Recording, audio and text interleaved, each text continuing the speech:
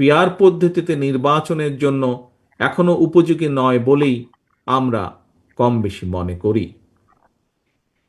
কাকে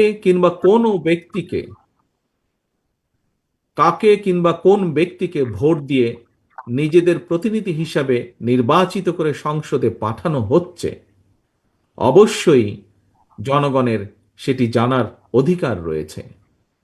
কিন্তু প্রস্তাবিত যে পিআর পদ্ধতি, এই পিআর পদ্ধতিতে কোন ব্যক্তিকে নির্বাচিত করা হচ্ছে, জনগণের সেটি জানার পরিষ্কার কোনো সুযোগ নেই। যে কারণে রাজনৈতিক দল বা ব্যক্তি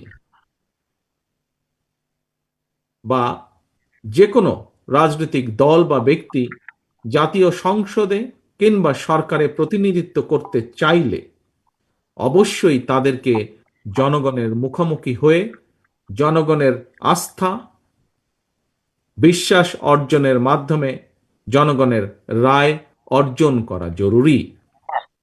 প্রিয় উপস্থিতি, পিআর পদ্ধতি এবং আরো দু একটি ইস্যুতে গণতান্ত্রিক রাজনৈতিক দলগুলোর মধ্যে কিছুটা ভিন্ন মত রয়েছে।